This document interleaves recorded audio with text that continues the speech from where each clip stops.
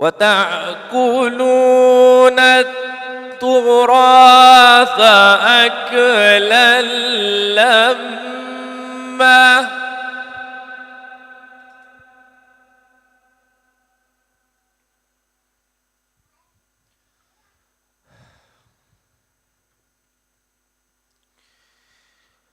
وتحبون المال حبا حبا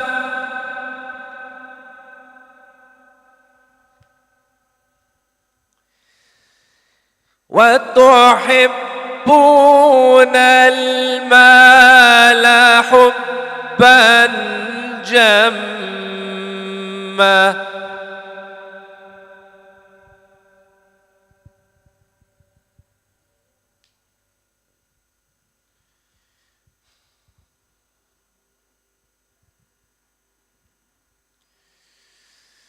كلا إذا دكت الأرض دكا دكا وجاء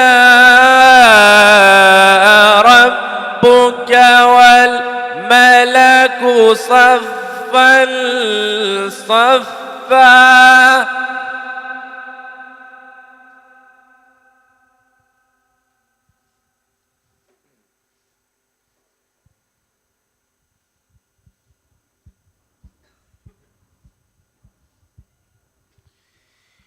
وجيء يومئذ بجهنم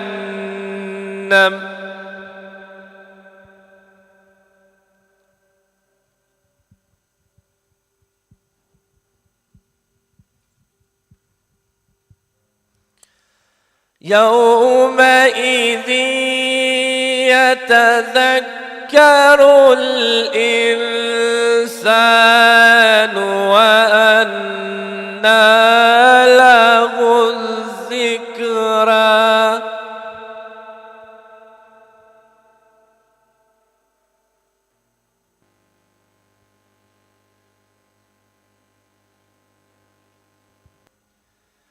يقول يا ليتني قدمت لحياتي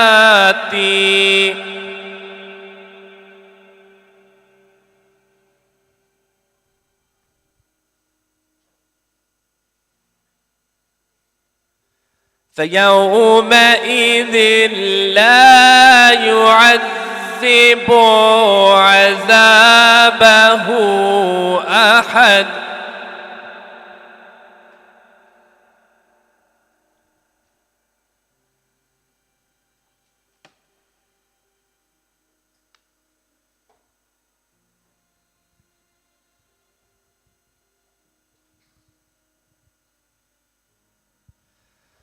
فيومئذ لا يعذب عذابه أحد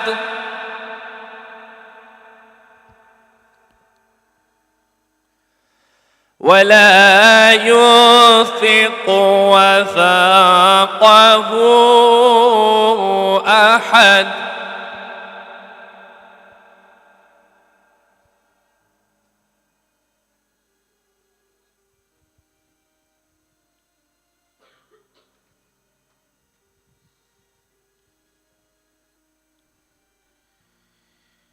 يا أيتها النفس المطمئنة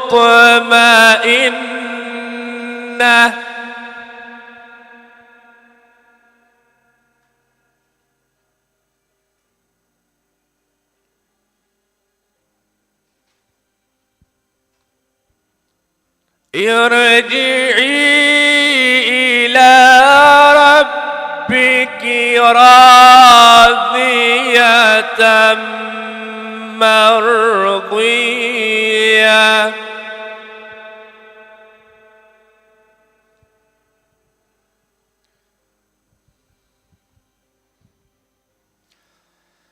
فادخلي في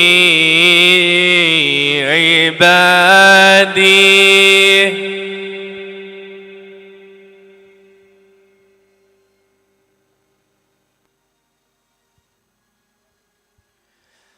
وادخلي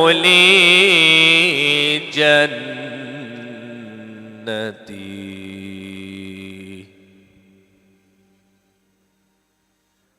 صدق الله العلي العظيم.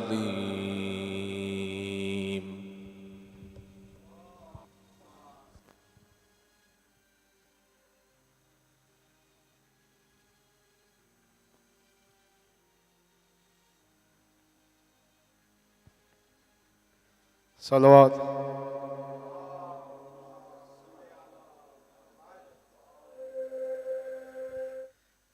In the name of Allah, the most beneficent, the most merciful. All praise is due to Allah, whose worth cannot be described by speakers, whose bounties cannot be counted by calculators, and whose claim to obedience cannot be satisfied by those who attempt to do so, whom the height of intellectual courage cannot appreciate, and the divings of understandings cannot reach. He for whose description no limit has been laid down, no eulogy exists, no time is ordained, and no duration is fixed. He brought forth creation through his omnipotence, dispersed winds through his compassion, and made firm the shaking earth with rocks. Brothers and sisters, tonight you will see the loyalty of the companions of Imam Hussein. I'd like to share with you an extract of Shab Ashur reported in Sheikh Mufid's Kitab al-Irshad. Salawat.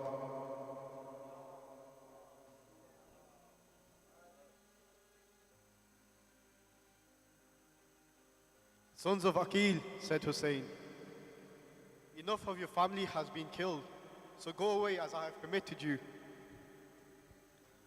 Glory to be God, they replied. What would the people say? They would say that we deserted our Sheikh, our Lord, the sons of our uncle, who was the best of uncles, that we had not shot arrows alongside them, we had not thrust spears alongside them, we had not struck swords alongside them, and such an accusation, we do not know what we would do. No, by God, we will not do such a thing. Rather, we will ransom you with our lives, property and families. We will fight for you until we reach your destination. May God make life abominable for us after your death. Then Muslim ibn Osaja arose and he says, could we leave you alone? How should we excuse ourselves before God concerning the performance of our duty to you? By God, I will stab them with my spear until it breaks. I will strike them with my sword as long as the hilt is in my hand. If I have no weapon left to fight with them, I will throw stones at them. By God, we will never leave you until God knows that we have preserved through you the company of his apostle in his absence. By God, if I knew what I would die for, and then be revived, and then burnt, and then be revived, and then scattered, and that would be done to me 70 times, I would never leave you until I meet my death fighting. So how could I do it to you when there can only be one death, which is a great blessing, and it can never be rejected? Zuhayd ibn al-Kain then stood up. He says, by God, I would prefer to be killed 1,000 times, and then recalled to life, and then be killed in this manner, and that in this way God the Mighty and Exalted should protect your life and the lives of these young men of your house. Salawat.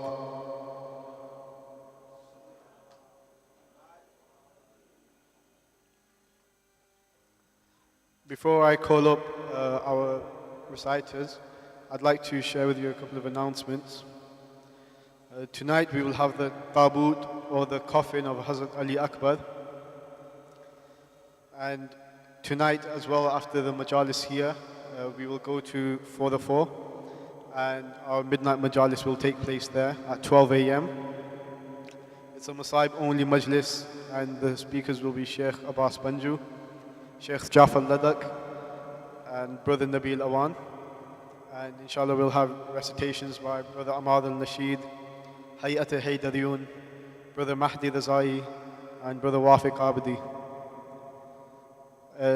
And then in the morning, on the day of Ashur, at 11:30, our program will start at 4 again.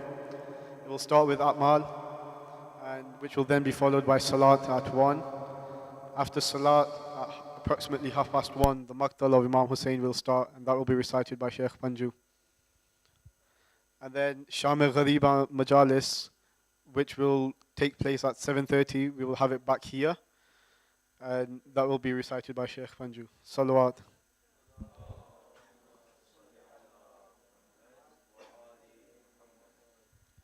We'd also like to thank you for the donations you have made. We only have £2,000 left until we reach our target.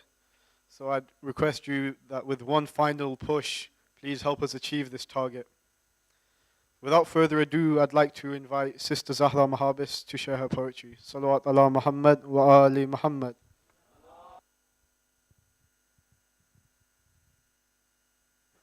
Assalamu alaikum. With Ashura closely approaching, I wish to share with you a poem. With the loudest of voices, please say salawat.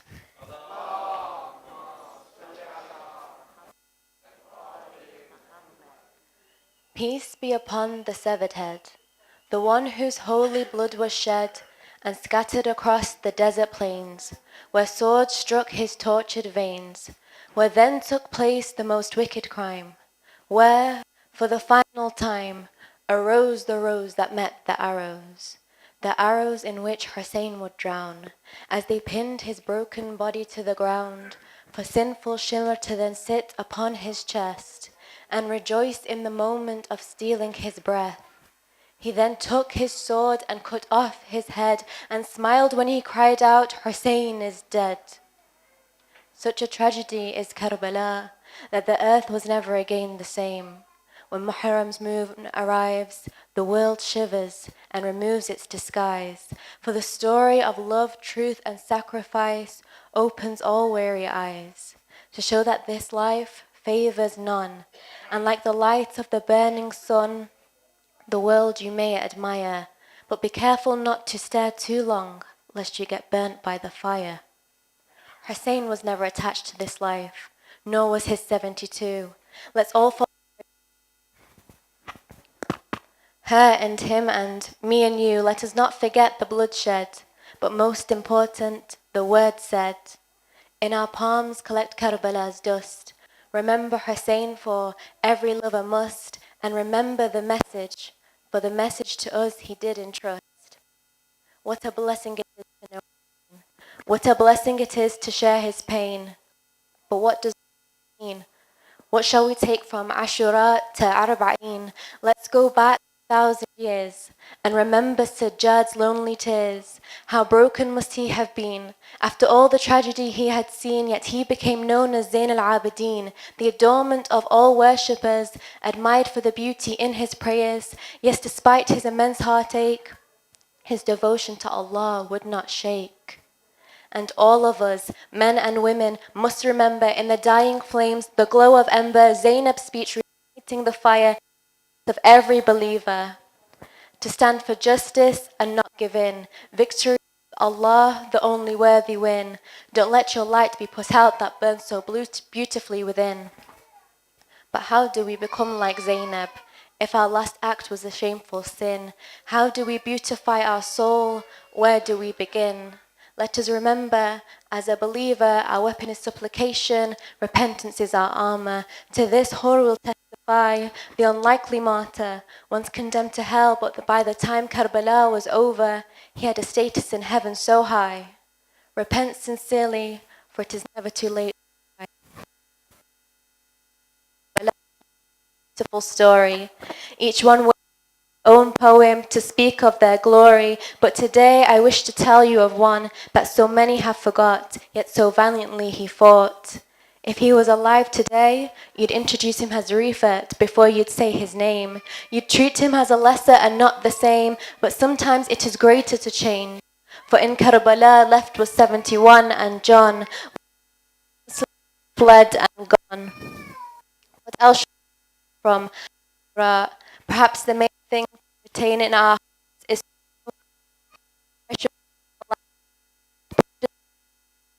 health hands. No, my eyes may close, but never my mind. My voice may shake, at least. Ya Allah, to be brave enough to stand alone like Muslim, valiant in my youth like Qasim, and loyal in old age like Habib. Like Abbas, let my devotion never cease, and when it is time for my life to be over, take my soul in mourning like Ruqayya. 1,000 years have now passed, yet Hussein's message still lasts. Tyrants may still rise, but show them the dome of Hussein that kisses the skies. Like Zainab, tell them, with every rise there is a fall, but Hussein is forever, for Karbala captivates all. Salawat.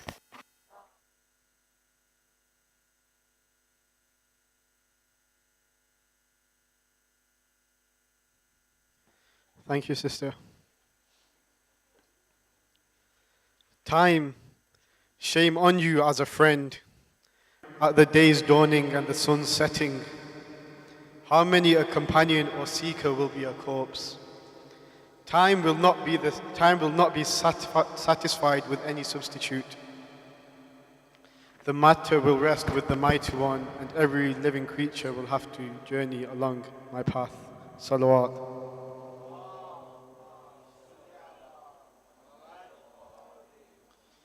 Could I now invite Brother Raza and Brother Mahdi Razai to recite some poetry? Salawat ala Muhammad wa ali Muhammad.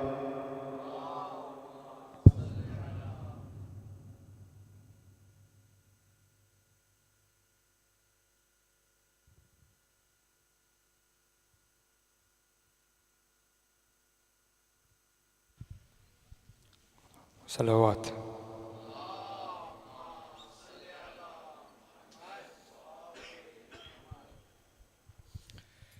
حسين الغريب الغريب الحسين حسين الشهيد الشهيد الحسين حسين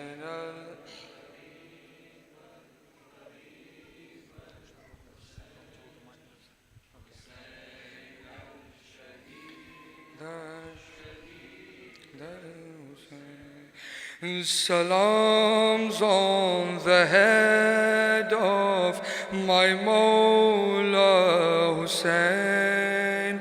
Salams on the lips of my blessed Hussein.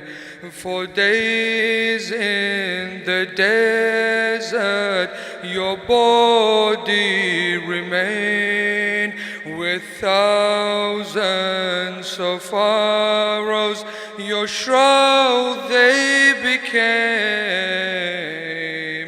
And on Arba'in, where the millions will pray, the grief and the mourning for you, Ya Hussein.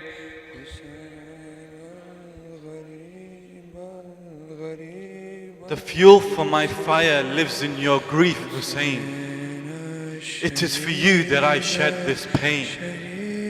Till the end of time, Hussein, you will survive. In your remembrance, your love I strive. Your grief, Hussein, lives on till this very day. Remembering your pain till my last breath I pray. I close my eyes and see your bent, crooked back. For Zainab can bear no more. Her cheek she slaps. The fuel for my fire lives in your grief, Hussein. It is for you that I shed this pain.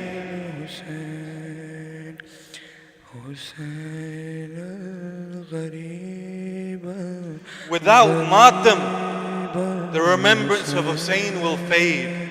The fire in my heart will slowly begin to grey. My matam is my soul and I will never let go. Crying to the world, all to Hussein I owe.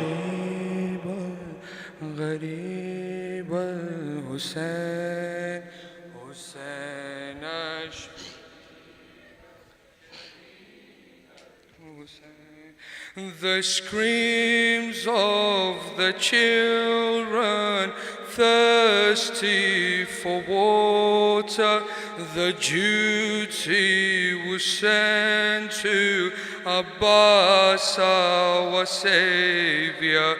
The Lion of God could be seen riding faster to reach Al-Furad and to please his Sakina. But how does he fall from the horse with no hands?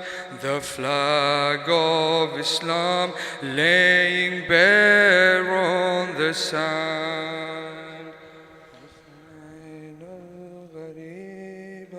Within the pits of my heart lies a graveyard. I see graves of all different sizes. Yet it is this one that which I walk past which puzzles me the most. I hear tales of the size, the prowess, the strength of this great person, the valor of the man who was a standard bearer. And then it draws upon me a nightmare which I cannot speak. Limb after limb was severed. My heart cannot even begin to imagine a man crippled and desecrated.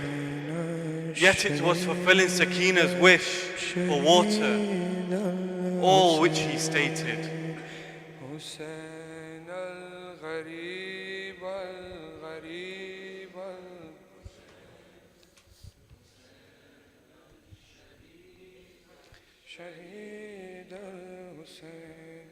A lady was seen peering out from the tent, a cry from the heavens that Zahra presents.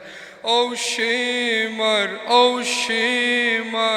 why on his chest the sword stained in blood was Hussein's final test. Hussein, to your mother it's time to ascend. Your trials in Karbala have come to an end.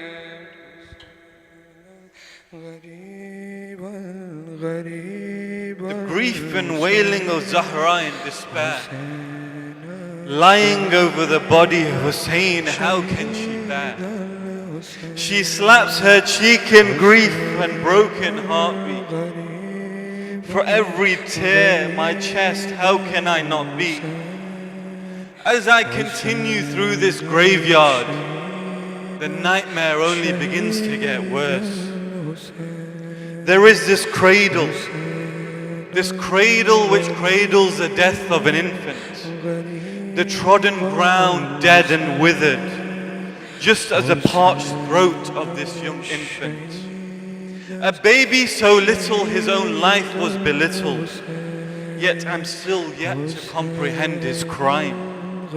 A picture of innocence, mutilated and berated by the arrows of torment, helpless, quivering, croaking, for an arrow has just sunk deep into the neck of Askar.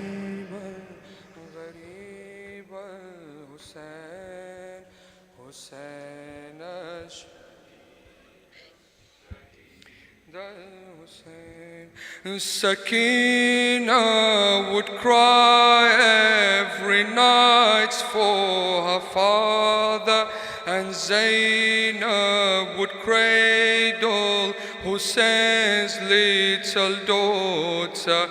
But when they presented his head on a platter, Sakina could not bear to live any longer.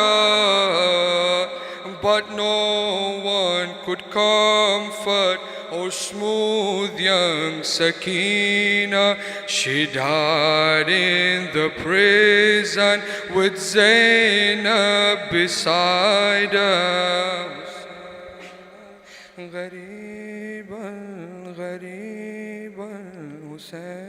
With every word, the blood is slowly drying. However, for Ruqayyah's ears, my heart will still not stop crying. As I carry on through this graveyard, the silence of the youth deafens. One after one, I see nothing but mothers. One after one, I see nothing but mothers shrieking in grief, cursing why was it their sons who suffered. Resolute and fearless, they stood in the face of suffocation, and they fought till their last dying breath of salvation. Ali and Akbar, the promise of another, mercilessly slaughtered in front of his mother.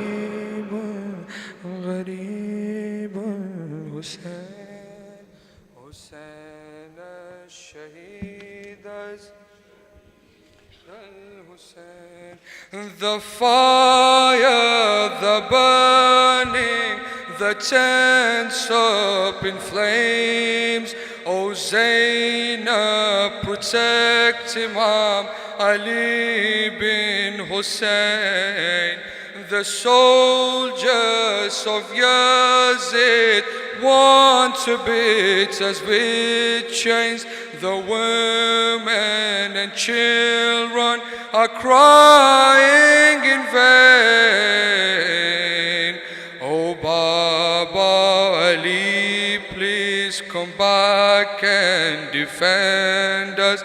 That your children are waiting for you to return. Hussein al-Gharib al-Gharib al-Hussein, Hussein al-Shaheed al-Shaheed al-Hussein. Salawat.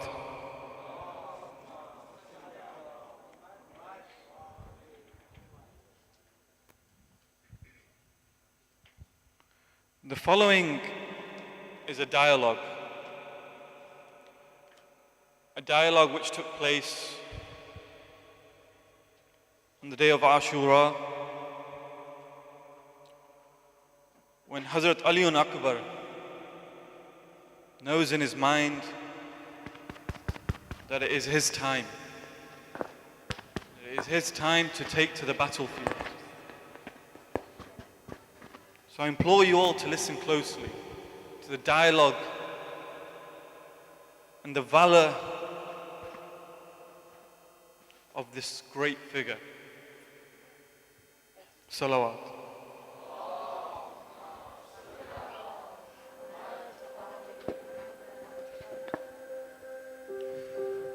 Ali Akbar went over to his father to ask permission to go out into the battlefield.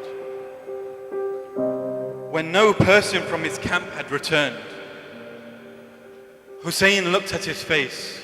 It would be more correct to say that for a couple of minutes his stare was fixed on his face, which he loved so much, which reminded him every time of his grandfather who resembled every inch of him. He tried to say something, but his voice failed him. With considerable effort he whispered with downcast eyes,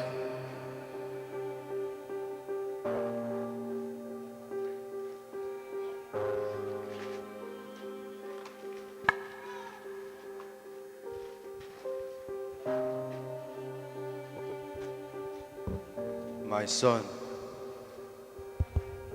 How can a father ask his son to go when he knows that the parting would be forever? But Akbar, the call of duty makes me helpless in this matter. Go to your mother and to your aunt Zainab, who has brought you up from childhood and loved you and cared for you more than for her own sons, and seek their permission. Ali and Akbar entered the tent of his aunt Zainab. He found her and his mother Layla gazing vacantly towards the battlefield and listening intently. It was now only a question of time which of the sons of the Ahlul Bayt would go from amongst them. The light footsteps of Ali and Akbar roused both of them. Both of them fixed their gaze on him without uttering a word. Zainab broke the silence with an exclamation. Ya Allah, can it be true that Akbar has come to bid me and his mother the last farewell? Akbar, do not say that you are ready for the last journey. So long as my sons Aun and Muhammad are there, it is impossible for me to let you go. Akbar knew what love and affection his aunt Zainab had for him. He was conscious of the pangs of sorrow she was experiencing at that moment. Her affection for him transcended everything except her love for Hussein. He looked at her face and at his mother's, who was rendered speechless by her surging feelings of anguish. He knew not how to tell them that he had prepared for the journey to heaven that lay ahead. He summoned to his aid his most coaxing manners that always made his mother and Zainab accede to his request and said, my aunt, for all my father's kinsmen, the inevitable hour has come. I implore you, by the love you bear for your brother, to let me go so that it may not be said that he spared me till all his brothers and nephews were killed. Abbas, my uncle, is commander of our army. The others are all younger than me. When death is a certainty, let me die first, so that I can quench my thirst at the heavenly spring of Kawthar at the hands of my great-grandfather. The earnestness of Akbar's tone convinced Zainab, and his mother was determined to let him go. It seemed to be his last wish to lay down his life before all his kinsmen. Since on no other occasion they had denied him his wishes, it seemed so difficult to say no to his last desire. With a gasp, Zainab could only say, Akbar, my child, if the call of death has come to you, you may go. And his mother could only say, May Allah be with you, my son. With you, I am losing all that I had and cared for in this world. Your father has told me what destiny has in store for me. After you, for me pleasure and pain will have no difference. With these words, she fell unconscious in Ali Akbar's arms. Treading heavily, Akbar came out of the tent with Hussein following closely behind him. He was about to mount his horse. When he felt someone tugging. He felt someone tugging at his robe. He could hardly see. Because his eyes were blinded by tears. Then he heard the voice. He heard the voice of his younger sister. Sakina supplicating to him. Oh, my brother, please don't go to the battleground from which nobody has returned alive since this morning. Softly Akbar lifted her and gently and affectionately kissed her on her forehead. He put her down. His grief was too deep for words. Hussein understood the depth of Akbar's feelings and picked up Sakina to console her. Ali and Akbar was now facing the enemy hordes. He was addressing the four of Amr ibn Sa'd with an eloquence which he had inherited from his grandfather, which he inherited from the Prophet. He was telling them that Hussein, his father, had done them no harm. He had devoted his life to the cause of Islam. He was exhorting to them not to smear their hands with the blood of a person so holy, so God-fearing, so righteous. His words cast a spell on the army. The older ones from amongst them were blinking their eyes in amazement and wondering whether the Prophet himself had descended from the heavens to warn them against the shedding of Hussein's blood. What a resemblance there was with the Prophet, in face, in features, and even in the mannerism. It was of the Prophet. Even the voice was of Muhammad. But on second thoughts, they realized that this was Ali Akbar, the 18-year-old son of Hussein, about whose close resemblance with the Prophet people were talking about so much. Ali Akbar fought valiantly. He received several gaping wounds to his chest. He was victorious in all his single combats, but now he was fast losing blood. The effect of the thirst was accentuated with every second that was passing. He realized that the treacherous enemies would attack him en masse. He had left his mother in a dazed condition. An irresistible urge to see his dear ones for the last time seized him, and he turned towards the camp. He went back towards the camp on his horse. He found his father. His father was standing at the doorstep at the front of the tent. His mother and aunt were standing inside the tent. They had been watching Hussein, who had been watching the battles. The two ladies were watching the face of Hussein. They knew that if any calamity befell Akbar, Hussein's expression would indicate it. Whilst watching Hussein's face, they were both praying, offering silent prayers. Ali Akbar was now facing his father and his laying mother and Zainab. With an exclamation of joy and relief, they clung to him.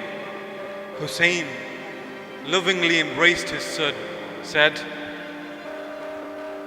My son, the gallantry you have displayed today reminded me of my battles with my revered father Ali. The only difference was that during his battles, my father Ali had not to battle against hunger and thirst as you had to. Ali Akbar, with his head bent, replied, Father, thirst is killing me, Father, and my wounds have aided to its effect. I know that you not have even a drop of water which we may quench the thirst of the young children. Father, knowing this, I shall not embarrass you by asking you for any water. I've come only to see you and my dear ones for the last time. It was not long before he received a wailing call. A wailing call from Akbar, a call of anguish, a call of pain. Father, Ali Akbar has fallen with a mortal wound in his chest.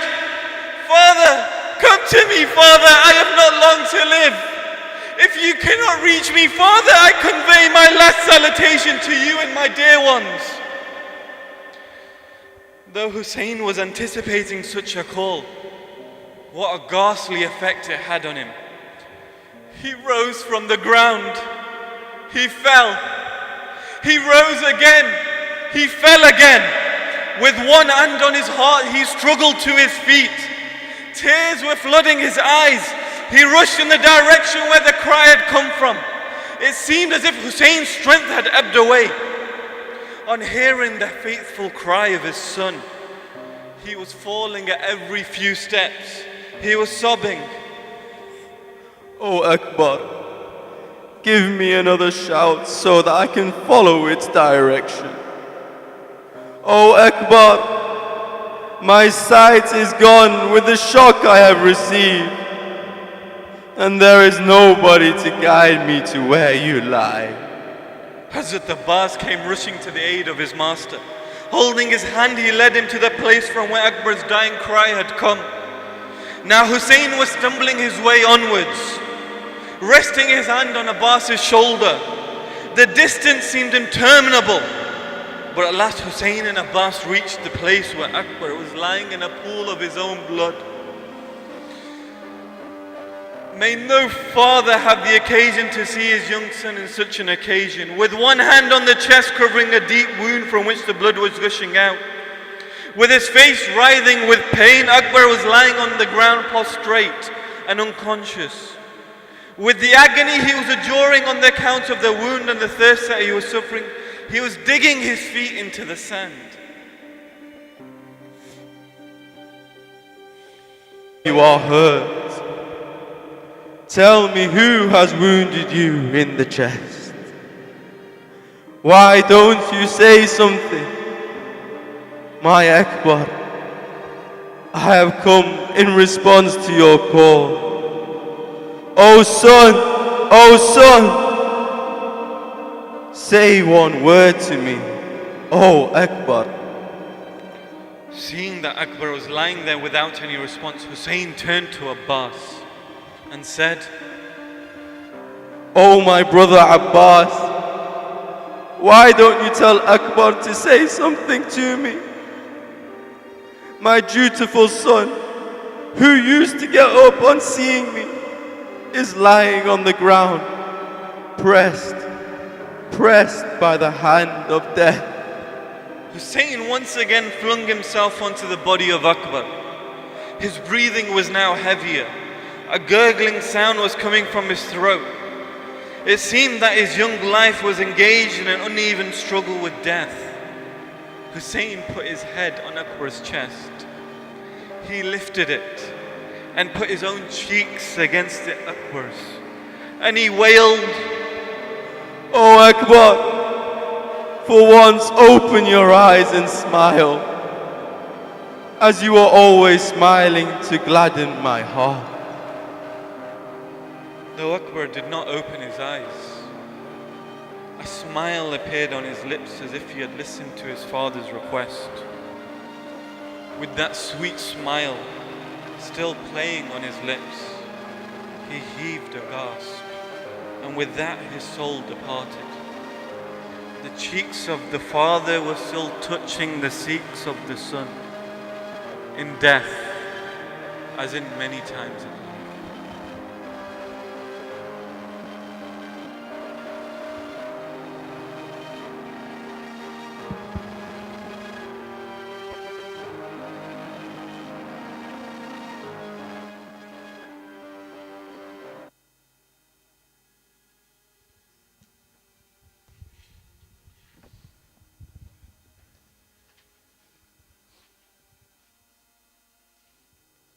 Salawat ala Muhammad wa ali Muhammad.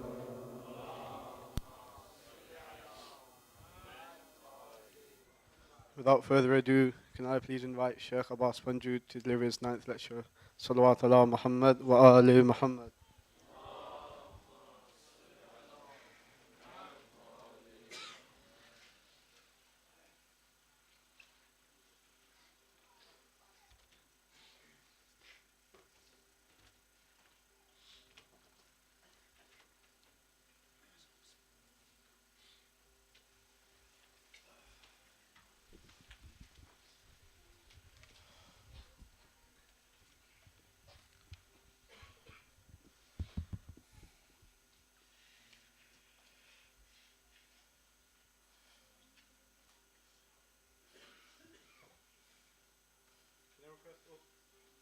Can I request all the brothers to please stand up and move as far as possible. Salawat ala Muhammad wa ali Muhammad.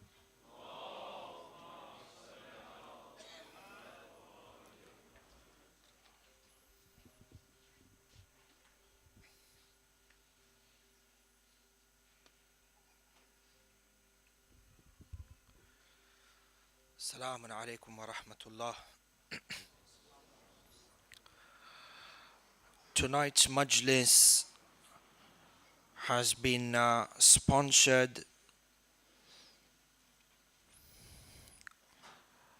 by by the family of Ali Siddiqui and the family of Zahra bint Manzar Agha. We pray to Allah Azza wa Jal by the sake of Sayyid Ali al-Akbar to protect these families from their families, together with all marhumin and marhumat, with the recitation of a Surah Al-Fatiha. Rahimallahu man qara'a Surah Al-Mubarakat Al-Fatiha. Bismillah ar-Rahman ar-Rahim.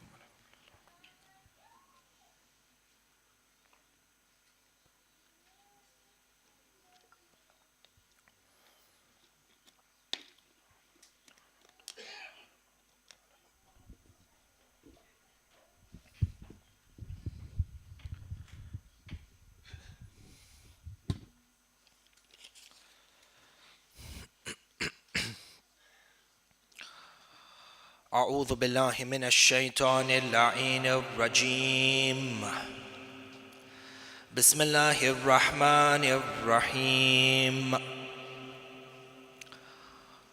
الحمد لله بارئ الخلائق الأجمعين، باعث الأنبياء والمرسلين، ثم الصلاة والسلام على أشرف الأنبياء، حبيب قلوبنا وشفيع ذنوبنا أبي القاسم محمد. اللهم صل على محمد وعلى محمد. ثم الصلاة والسلام على أهل بيته الطيبين الطاهرين المعصومين المظلومين، لا سيما ولي الله الحجة ابن الحسن صاحب الأمر والزمان. اللهم صل على محمد وآل محمد. روحي وأرواح العالمين له الفداء، ولعنة الله على أعدائهم أجمعين من الأولين والآخرين إلى قيام يوم الدين.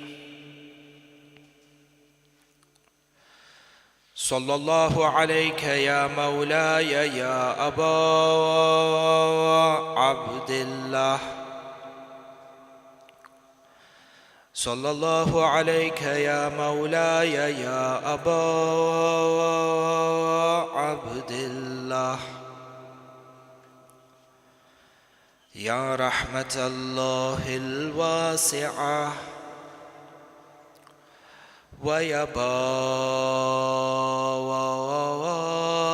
نجاة الأمة.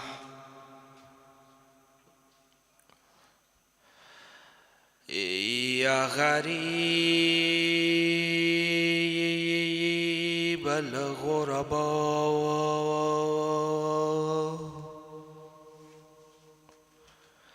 يا مظلوم كربلاء، السلام على من جعل الله الشفاء في تربته، السلام على من الإجابة تحت قبته، السلام على ساكن كربلاء. فيا ليتنا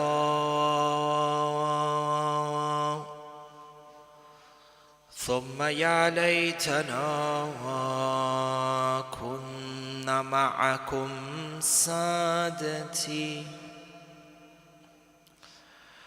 يا سادتي،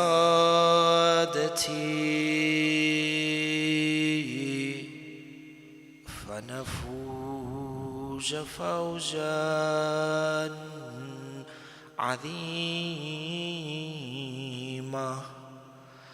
أما بعد قال رسول الله صلى الله عليه وآله وسلم إن لقتل الحسين حرارة في قلوب المؤمنين لا تبرد أبدا صدق النبي وآمنا به زينوا مجالسكم بذكر محمد وآل محمد.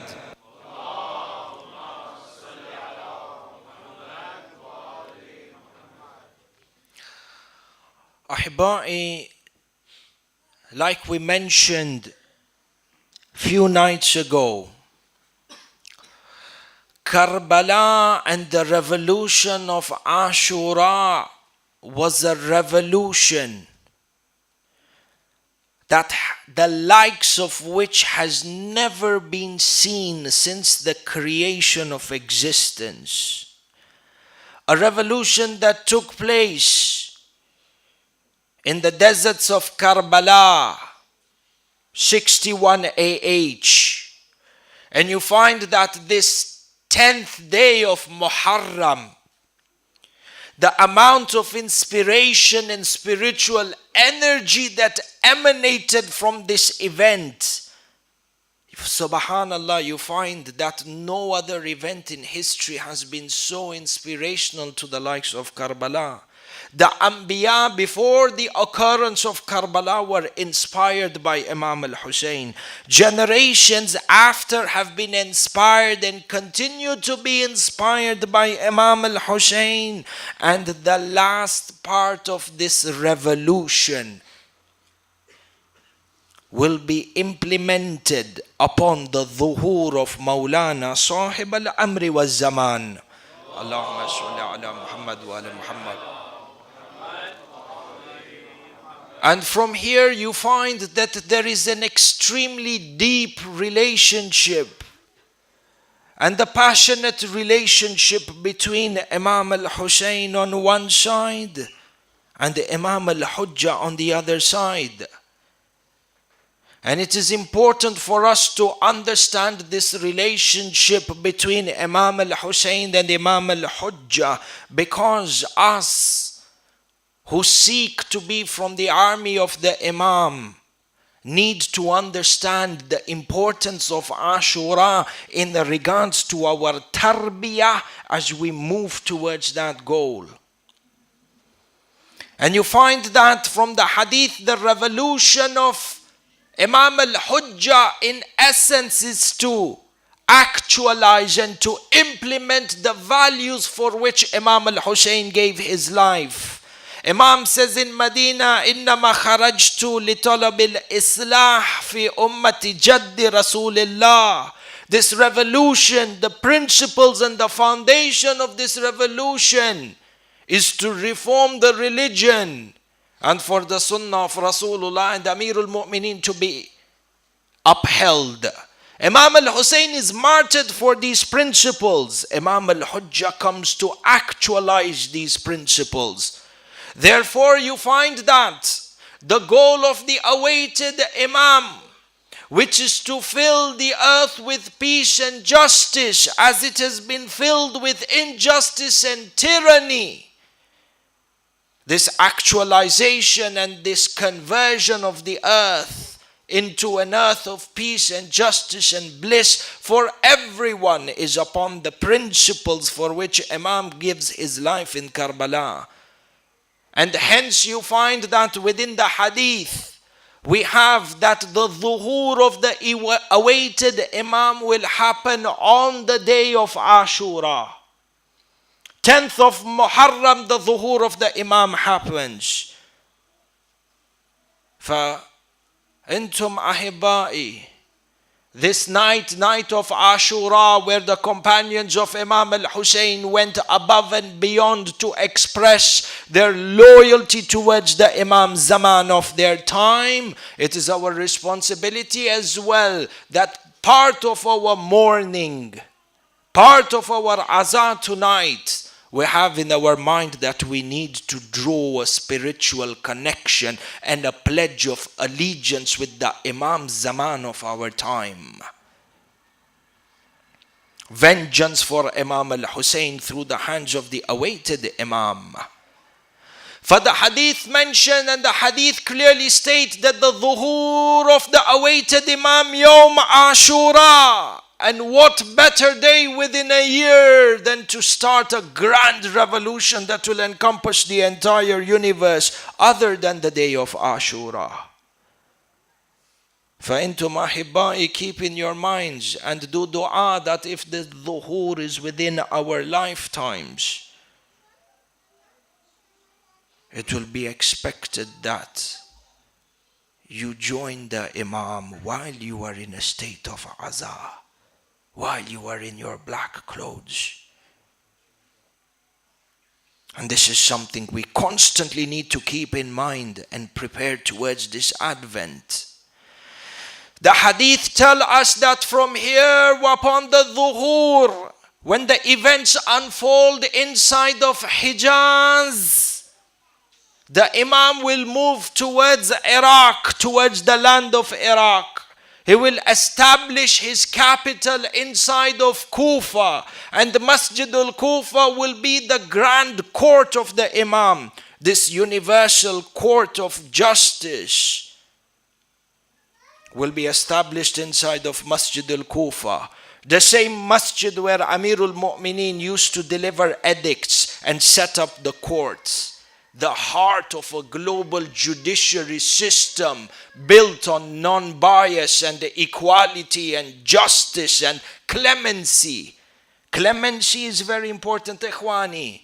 We live in a world where the colors of the world's words of justice are used when judicial systems lack an ounce of clemency. But you find the Imam an Imam of mercy, like his grandfather, وَمَا أَرْسَلْنَاكَ إِلَّا رَحْمَةً لِلْعَالَمِينَ. This court is established inside of Masjid al-Kufa.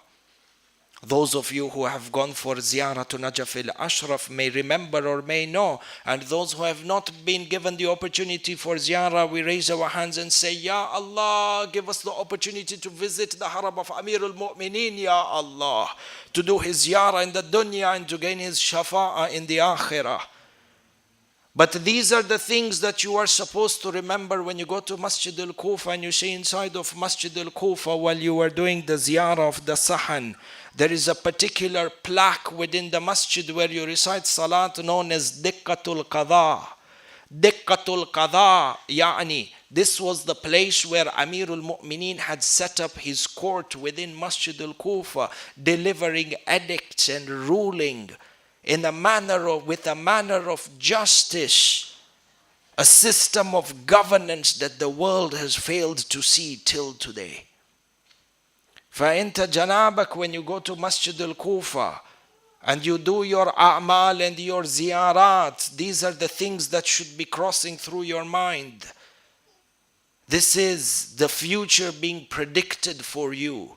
This is you standing on the grounds of a brand new history that will be written for mankind to remember. A chapter which mankind is waiting for it to be opened. And therefore the hadith tell us that Imam will set his capital inside of Kufa and then he will move towards Karbala.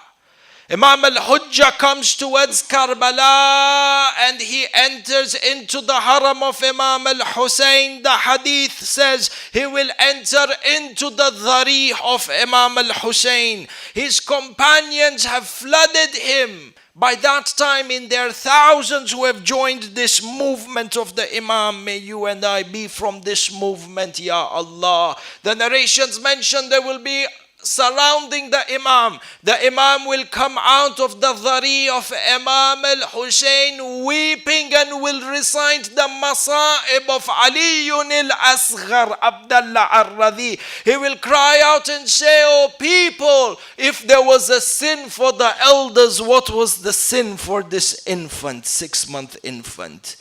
Imam al-Hussein and the infant of Imam al-Hussein being eulogized by Imam al-Hujjah. And what honor would it be?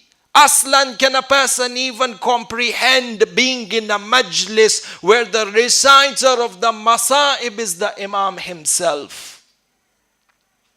These are aspirations that we need to work our nafs and work ourselves towards. If you are going to have a goal in life, ahibba'i, then these are the goals that we need to have.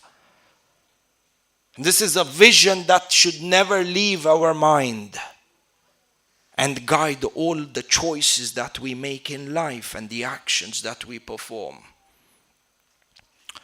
For you find this deep relationship between Imam al-Hussein and Imam al-Hujjah from a number of perspectives. The revolution of Imam al-Hujjah, completion of the revolution of Imam al-Hussein, the day of the Dhuhur of Imam al-Hujjah, the day of Ashura. Upon establishing the global capital, Imam al-Hujjah goes to Karbala. But you find even more than that, the Imam, despite being in a ghaiba, has left behind for us Shia important pieces of literature that we are supposed to embrace in order to make sure that we remain connected to Karbala and remain connected to Ashura in the right manner and with the right intensity. Imam al-Hujjah has left behind for us two pieces of literature in regards to Ashura. And this is to ensure that while he is in Ghaiba, this ummah that is born and the ummah that will be born for generations until Allah Azza wa Jalla allows the Imam to reappear, these generations should not be mahroom, should not be denied of a lifeline and a connection with Imam al-Hussein. You can now start to understand the importance of Ashura. When somebody may ask you, or you may ask yourselves, how did these hadith of Karbala reach us? Sahih, that there are recorded testimonies from the enemies who committed the crimes in terms of confessions. And Sahih, we have a hadith from Ahlul Bayt up to Imam al-Askari. But more important, or as important, we have hadith and literature from Imam al-Hujjah himself in regards to the reality of what happened in Ashura.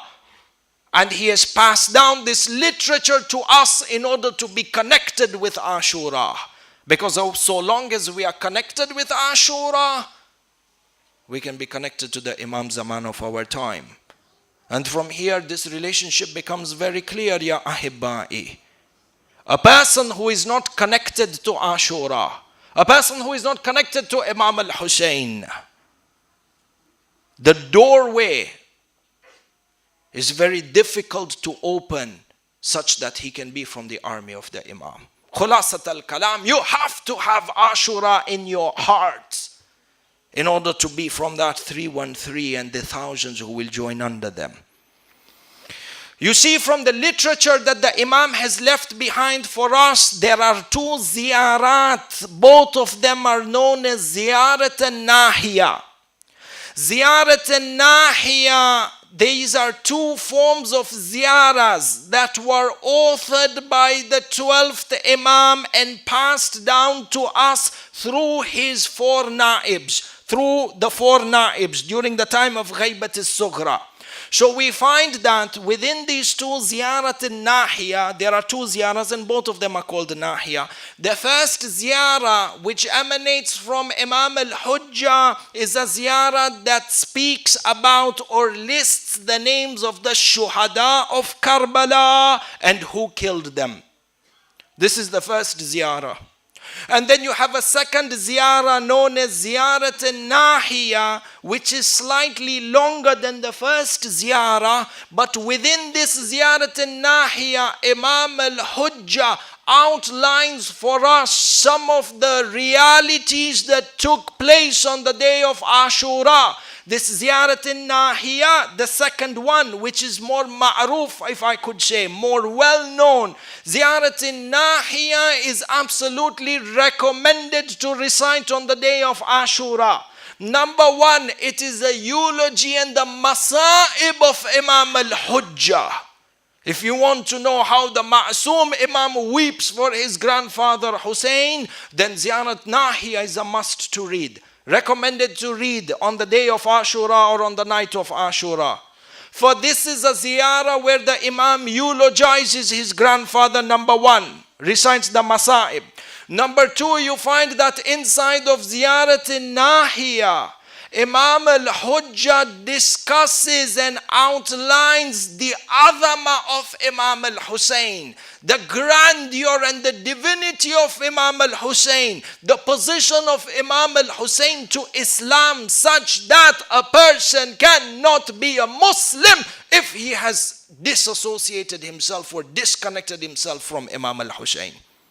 These are realities that you find inside of Ziyarat al-Nahiya. If I recommend and I ask, I speak to myself and I speak to you, my respected brothers and sisters, that we make a point to recite Ziyarat al-Nahiya either tonight or tomorrow at some point. But at number three, you find the inside of Ziyarat al-Nahiya, the Imam speaks about the brutality and gives us some of the gruesome details of the violent manner in which Imam al-Hussein and his companions were martyred. There are some realities of the tragedies, and there are some brutal acts of violence and decapitation that took place on the day of Ashura that even majority of the books of history have not mentioned, but you find them inside of Ziyarat al-Nahiya. I will discuss with them one of you, and the other one is tomorrow for the Maqtal. And then you find that inside of Ziyarat al-Nahiya as well, Imam al-Hujjah speaks about the reality of the bravery of Imam al-Hussein. What weapons he used when he came out into war. These are realities and secrets and pieces of information or treasures of knowledge that perhaps other scholars were not able to get access to. And you find on the other hand, the Imam speaks about the reality of the tragedy in the heavens. When Imam al-Hussein was martyred, what happened within the heavens and within this realm of the hereafter? And I want to give you an example of each and every one of these, such that you can connect yourself to Ashura in the manner that the Imam wants us to connect. Sallu ala Muhammad wa ali Muhammad.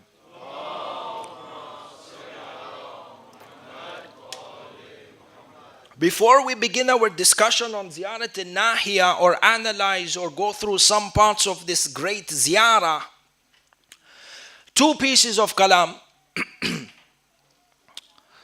In fact, before this, one other piece of kalam, it came to my mind. I should have said this at the beginning of the majlis. Ahibai, tonight is the shahada of Sayyid Aliyun al-Akbar, the one who represented Rasulullah the most. And upon the completion of the Masa'ib, you will see that there is a replica of a coffin, what we call a tabut. A replica of a coffin that will be brought inside, and it will go around the room. And my dear brothers and sisters, sometimes you might wonder, what does this signify? What is the purpose of this tabut? What is the purpose of bringing out a replica coffin? We have a verse within the Quran which I don't want to enter into much detail. وَمَنْ يُعَذِّمُ شَعَائِرَ اللَّهِ فَإِنَّهَا مِنْ تَقْوَى الْقُلُوبِ. You find that when these coffins are removed, this is an expression, number one, of love an expression of grief and points towards an element of loyalty. In the sense that when this coffin is brought out and you see people rushing to kiss and people rushing to hold this coffin, it is supposed to symbolize your stance that if you were there on the day of Ashura and had you seen the body of Aliyun al-Akbar being carried back to the tents, you would have participated in carrying that body back to the tent. If you would have been there in Karbala, you would not have left the bodies of the shuhada unburied for 3 days on the plains. You would have given them an honorable funeral and a burial. And therefore, the preparations of this tabut and to bring out the tabut is to reflect that deep sentiment inside of you. And there is no harm in this. In fact, it's an act of spirituality. For inshallah, we can all partake on this at the end of the Masa'ib. Coming to my point, back to the lecture, we said in regards to Ziyarat al-Nahiya, 2 points before we look at some parts of the Ziyarah. Number one, the authenticity of Ziyarat al-Nahiya. Some people are of the opinion that Ziyarat al-Nahiya is not a credible hadith or is not a credible ziyarah, and most of it is fabricated because the chain of narrators is weak or is mursal. Now we come back to them and we say that anybody who says Ziyarat al-Nahiya is not reliable, Aslan is a jahil of the rules of Rijal and the rules of Hadith. And we have ulama of the past who have already certified its authenticity. For example, you have Sheikh al-Mufid, Rahmatullah alayh, pioneer of Tashayyu', who we have mentioned quite a bit in the last few nights. In his book, Kitabul Mazar, he states and narrates the entire Ziyarat al-Nahiya, stating that it is a riwayah. Riwayah, ya'ani, and a credible, authentic narration in which there is no doubt it emanates from the Ma'soom. The likes of Sheikh al-Mufid would use the word riwayah with a lot of caution, and they would not attribute any sort of ziyarah or salutation with the word riwayah until and unless they were absolutely sure and convinced that it emanates from a Ma'soom Imam. This is one. Number two, Sheikh al-Mashhadi, in his book, again Mazarul Kabir, narrates Ziyarat al-Nahiya in its entirety and states at the beginning of the book that everything within this book of dua and ziyarat has been reached or has been compiled by me from ulama who have been known for their credibility. Now, who is Ibn Mashhadi and who is Sheikh al-Mufid, such that we look at their academic qualifications. This is a different lecture altogether. But kafi for us to know from these two sources that Ziyarat al-Nahiya, from a side of authenticity, no two learned people can disagree on this. Coming forward, Ziyarat al-Nahiya, why are both these ziyarahs called Nahiya? Ziyarat al-Nahiya. Yani it's a ziyarah that emanates from Imam al-Hujjah. Why didn't they call this the ziyarah of Imam Sahib al-Amr, for example? Why Ziyarat al-Nahiya? The word is Nahiya, it's called Ziyarat al-Nahiya al-Muqaddasa. Nahiya al-Muqaddasa is an expression that means the divine quarters, or the divine side, or the divine household, or the divine direction. Meaning that there is an element of vagueness. There is a lack of clarity. The divine side, which side could it be? We don't know. The divine quarters, which quarter could it be? We don't know. The divine direction, which direction? We don't know. But we know the direction is divine. Why was this name given Ziyaratun Nahiya al-Muqaddasa? That the ziyarah that emanates from the divine quarters. The answer to this is that during the early times or during the early times of history, it was actually prohibited to mention the name of Imam al-Hujjah. The Shia were under strict control from the time of Imam al-Hadi and were given strict instructions and cautions to not mention Imam al-Hujjah by name. Don't even say Imam al-Hujjah. If you are going to mention him by a title that is vague.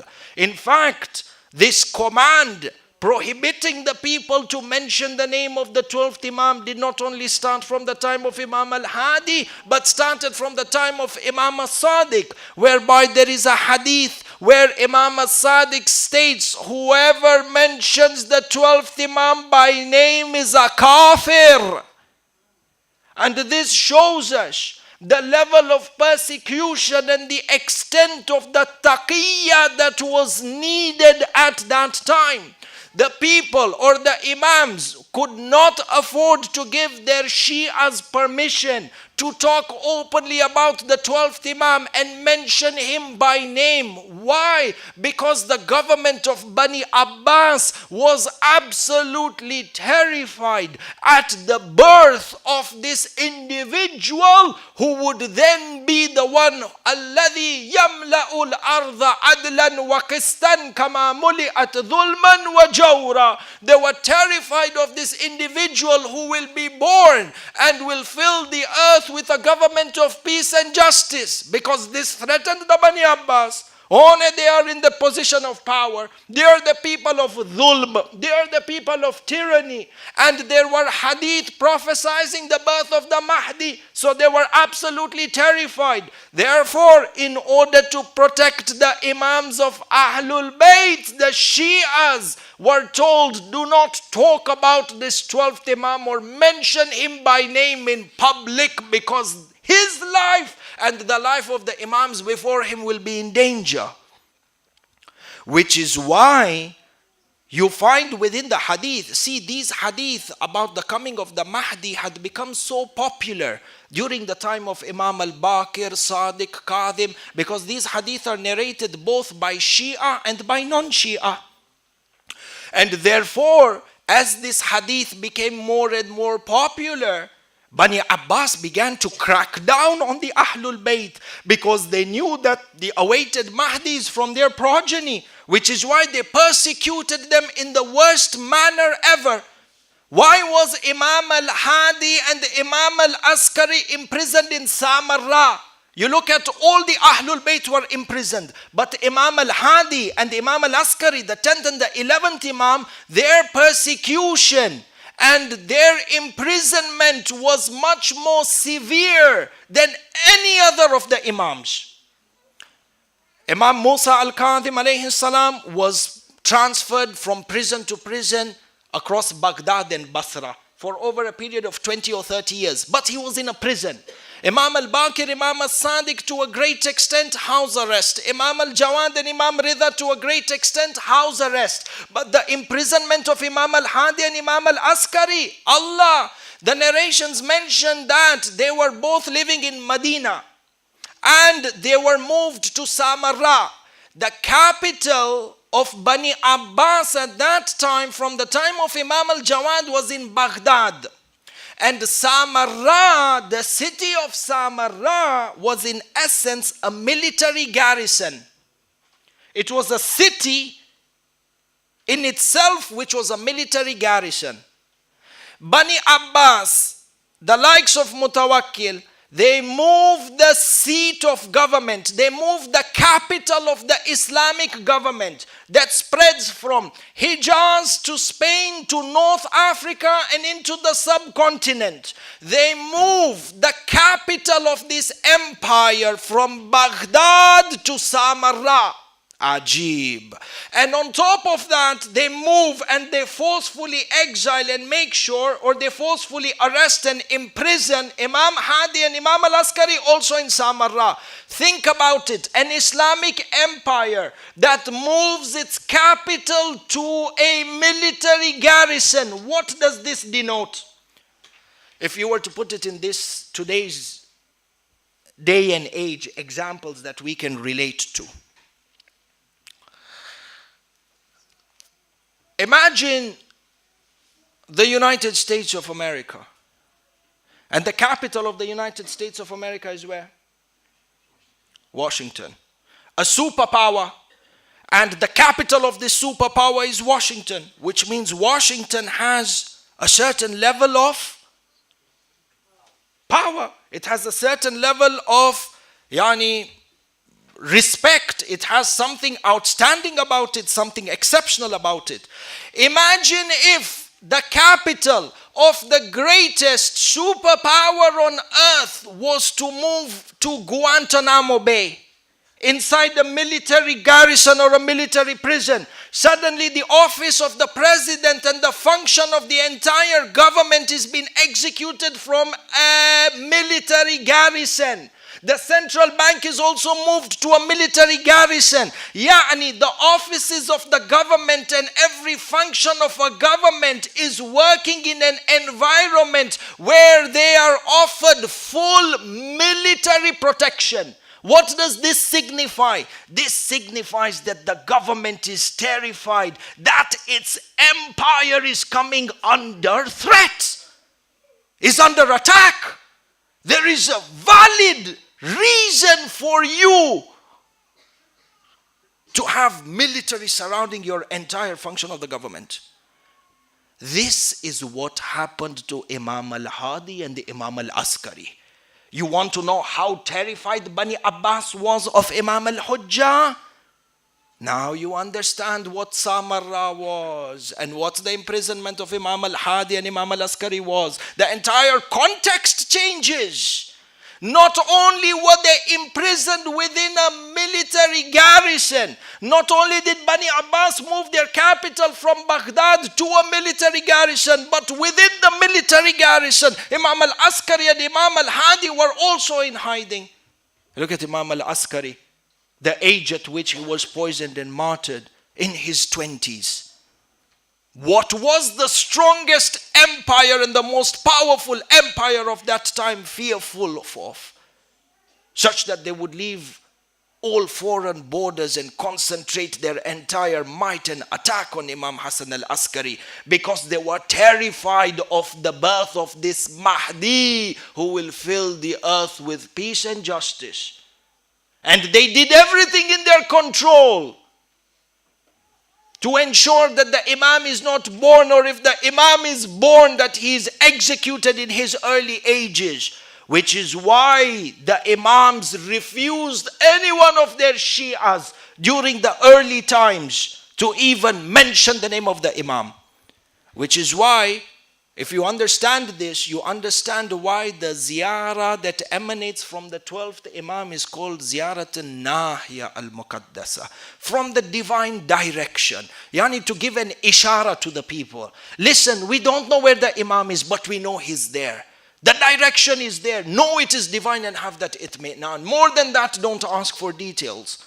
Which is why you look even within the early books, within the books of hadith that speak about the tawqi' of the 12th Imam, or hadith that emanate from the 12th Imam, they will never mention Qala Imam al-Mahdi or Qala Ibn al-Hasan al-Askari. Never. It always says Qala as-Sayyid, Qala as-Sahib, or An-Nahiyat al-Muqaddasa, or Min al-Nahiyat al-Muqaddasa. You always find the title narrated from the Sayyid, narrated from the Master. You'll never find, like in the hadith, Qala Abu Ja'far al-Baqir, or Qala Abu Abdullah as-Sadiq. Imam al-Sadiq said, Imam al-Baqir said. You'll find for all the Imams. For Imam al-Hujjah, you don't find. They always use the title that put a cover on the identity, such that if the people of Bani Abbas came across these hadith or came across these letters, they would know, yes, there's a divine personality, but we don't know who he is. We don't know his name. We don't know his lineage. We don't know anything about him. So you can imagine the struggle of the Shias of the time in regards of concealing the identity of their Imam on one hand, and on the other hand, having a firm belief in him. This is the history of the name Ziyarat al-Nahiya. Why Ziyarat al-Nahiya is called al-Nahiya. I want to mention for you 2 or 3 parts of this ziyarah. And to be very honest with you, this entire ziyarah in itself is a masa'ib. You notice over here, number one, 3 elements of this ziyarah in terms of the realities of what happened on Ashura. Look at what the Imam says when he is describing the jihad of Imam al-Hussein. You have heard how Abu al-Fadil fought. You have heard how Qasim fought and how Ali al-Akbar fought. But how did Imam al-Hussein fight? Did Imam al-Hussein put up a fight on the day of Ashura or no? And if he did, what were the details of this fight? Imam al-Hujjah describes a part of the details for the war of Imam al-Hussein. He says over here, فَثَبَتَّ لِلطَّعْنِ وَالضَّرْبِ. Thabatta, from the word thabit. You remained firm and you remained unmoved as they attacked you with spears and with swords. Ta'an. Yani they pierced you, Ya Abu Abdullah, with spears, but you didn't bulge, you remained firm. They attacked you with swords, but you didn't fall off your horse, you remained firm. وَاقْتَحَمْتَ قَسْطَةَ الْغُبَارِ Mujahidan bidhil fikar. And when the clouds of dust raised up into the air, you dived right into the middle and you attacked the enemies using the dhul fikar.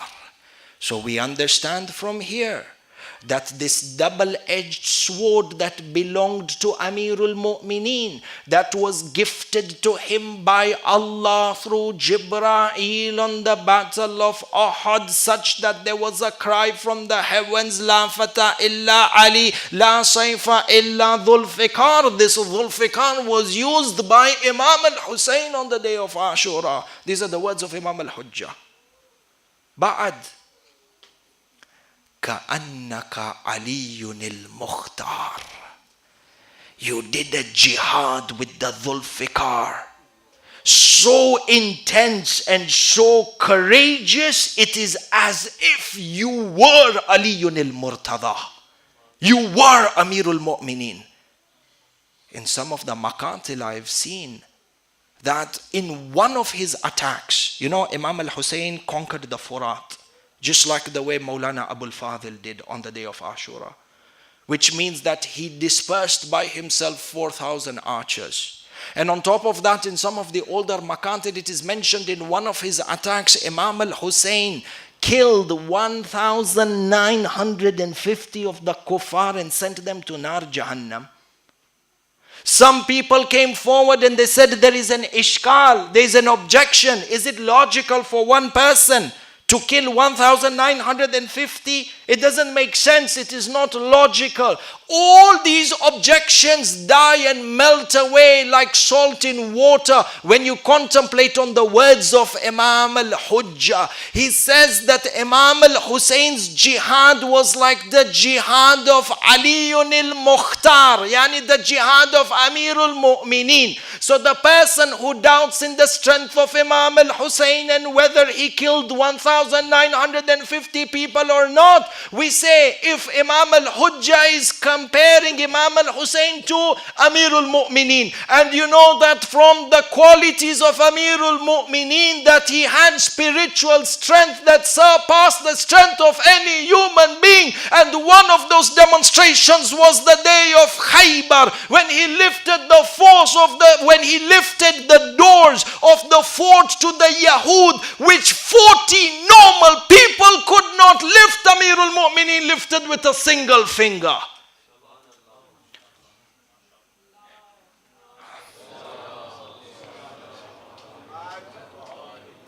If this Amirul Mu'mineen can lift or perform a feat that 40 of the bravest warriors of Arabia could not do, Imam al-Hujjah says Imam al-Hussein did the same thing on Ashura. 1950 is not something big. In fact, we think it's an understatement. It should have been more. It could have been more. This is one. The courage of Imam al-Hussein. some of the realities of the dhulm that happened on Ashura.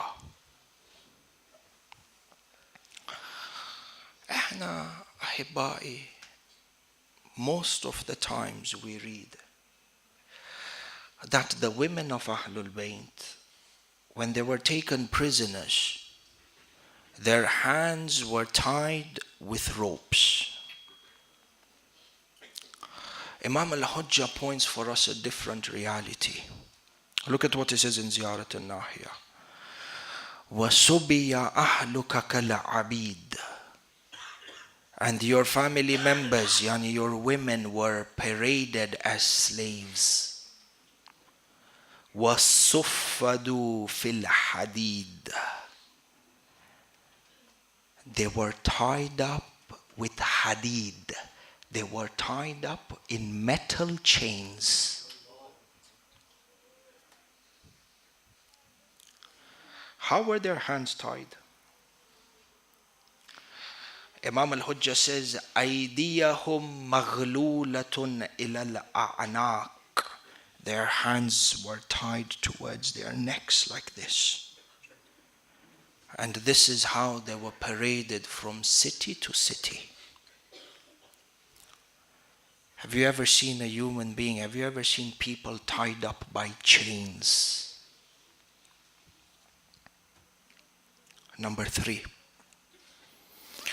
What happened in this alam of the ghaib on the day of Ashura? And you are tomorrow the day of Ashura. Your mind is supposed to be in Karbala and somewhere else. Look at the realities of what happened. Imam al-Hujjah says in the alam of the ghaib. The Imam says, فَقَامَ نَعِيكَ عِنْدَ كَبْرِ جَدِّكَ الرَّسُولِ فَنَعَاكَ إِلَيْهِ بِالدَّمَعِ الْحَتُولِ قَائِلًا يَا رَسُولَ اللَّهِ قُتِلَ صِبْتُكَ.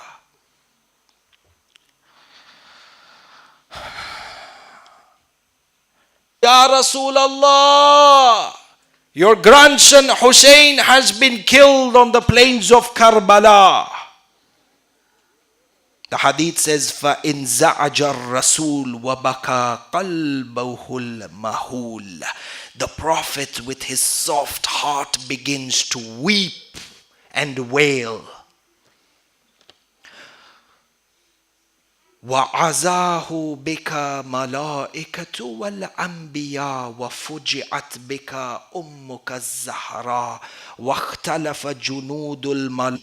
He says that the Malaika came down to the grave of Rasulullah. They made an announcement that Hussein and his family has been killed. Rasulullah began to weep. He says, وَفُجِعَتْ بِكَ أُمُّكَ الزَّهْرَاءُ. Fuji'at, yani her heart was about to come out of her body with grief. Zahra was wailing and weeping. Imam al-Hujjah says, from the heavens the Malaika one by one and the Anbiya one by one descended down to the grave of Rasulullah in Medina and began to give their condolences to Rasulullah and to Sayyidah Zahra and to Amir al-Mu'mineen while they wept. Do we sense this on the day of Ashura?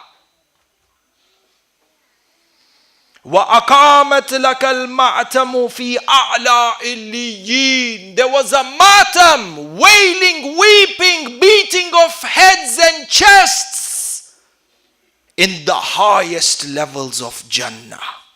Tomorrow, tonight, these past few nights that you have been doing matam, ahibai, it's not only you people here on the dunya or here in Manchester doing matam. Wallahi al-azim, a qasam on the night of Ashura, on the mimbar of Imam al-Hussein, if the veils of ghaib were be to lifted above our eyes, from this center up towards the heavens, you could see the malaika are doing matam. Do not take this issue very lightly. وَلَطَمَتْ عَلَيْكَ الْحُورُ الْعِينَ وَبَكَتِ السَّمَاءُ وَسُكَّانُهَا. Even the Hurul Ain did matam. Everything and everyone who dwells in the heavens wept for Imam al-Hussein. Right, boy. It's important that we are in the right frame of mind for Ashura. Today, we are here to mourn on this night of Ashura for the son of Imam al-Hussein. The tragedy of a father, the tragedy of a son that the father witnesses is very difficult. For any father to see his son in any sort of pain, in any sort of trouble is difficult. This is why you find, may Allah protect you and your children, but you find that when a son dies or a daughter dies, it is extremely difficult for a parent to even be there at the burial, to even look at the janazah of their dead son or daughter. If you want to understand the difficulties and the tragedy that a father feels on taken to a different land, thrown into a well, separated from his father, Yaqub, on the distance from his son, cried until he went blind. Allah. Yaqub knew that his son Yusuf is alive, but that separation. What if Yusuf was killed in front of your eyes? What would you do, Yaqub? Look at the sacrifice of Nabi Ibrahim and Nabi Ismail. When Allah commanded Ibrahim to sacrifice his son Ismail, the narrations mention that when Nabi Ibrahim was going to sacrifice Ismail, this is his son, it's his flesh, it's his blood. The narrations mention that when Ibrahim was going to put the blade on the neck of Ismail, Ibrahim turned away looking towards the heaven. They said, why? He says, despite my taslim, my obedience to Allah, as a father, I cannot see the blood come out from the neck of my son. Allah, Ibrahim, come to Karbala. Come to Karbala and see what Aba Abdullah al-Hussein saw. Allah. On the day of Ashura, Ali al-Akbar came to Imam al-Hussein seeking permission to go to the battlefield. Ali al-Akbar was that person who resembled Rasulullah so much. Imam al-Hussein says, whenever we wanted to do the ziyarah of Rasulullah, we would look at the face of Ali al-Akbar. When Ali al-Akbar asked for permission, Imam al-Hussein's eyes were filled with tears. He hugged his son Ali al-Akbar and he asked him, oh my son, are you determined to walk towards death now? Ali al-Akbar says, oh my father, I see it. My time has come to fight against these munafiqeen and to defend you with my soul. Imam al-Hussein hugged Ali al-Akbar and they both began to weep. Imam al-Hussein then said, oh Ali al-Akbar, he dressed him up with an armor and he tied his amama on the head of Ali al-Akbar. He then said to his son, before you go into the battlefield, go into the tent and bid your mother and your aunties farewell. The narrations mention that when Ali al-Akbar entered the khaymaga, all the women rushed around Ali al-Akbar. His mother Layla threw herself on the chest. Zainab was hugging Ali. Zainab cried out in a manner that breaks the heart, because the Maqtal says, Sayyidah Zainab said to Ali al-Akbar, oh my son, Zainab cried out in a manner that breaks the heart. If you were to leave us, we are going to become strangers without you. Allah, Allah. Sukaina is hugging the legs of, or Sakina is holding on to the legs of Ali al-Akbar. At this point, Sayyidah Layla, she says, oh my son Ali, do not leave me here alone in this forsaken desert. Allah. Narrations mention Ali al-Akbar put his hand on the head of his mother Sayyidah Layla and he said to her, oh mother, on the day of judgment when Sayyidah Zahra will ask you, did you give the life of your son in the exchange of my son? I want you to say yes, oh my mother. No one is more treasurable, no one is more worthy than the son of Zahra. The narrations mention when Sayyidah Layla heard the name of Sayyidah Fatima al-Zahra, she kept quiet. They bid Ali al-Akbar farewell. The narrations mention Ali al-Akbar came out of the Khaymaga. He kissed and he hugged his father for the last time. Imam al-Hussein kissed him on the forehead. He then helped Ali al-Akbar mount onto the horse. As Ali al-Akbar made his way towards the Maidan, he looked back towards Imam al-Hussein and he smiled for a final time.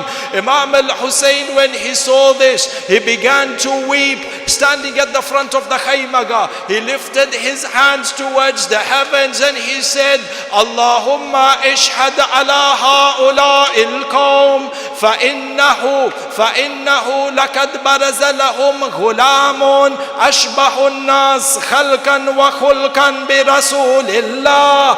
Imam al-Hussein raised his hands and said, Ya Allah, you bear witness that a youth who resembles Rasulullah in looks and resembles Rasulullah in words, he has come towards this qawm and they are going to kill him. And then Imam al-Hussein said, Inna Allah astafa Adam wa Nuhan wa ala Ibrahim wa ala Imran ala al-alameen. Recited the verse of the Quran. Ali al-Akbar rode his horse into the Maidan. The narrations mention that he attacked them in a manner that was ferocious. All this time reciting a poem and introducing himself. Ana Ali ibn al-Husayn ibn Ali. Nahnu wa baytullahi awla bin nabi. تالله لا يحكم فينا ابن الدعي أضربكم بالسيف أحامي عن أبي ضرب غلام هاشمي علوي. Ali al-Akbar said, I am Ali, the son of Hussein. Allah, I am Ali, the son of Hussein.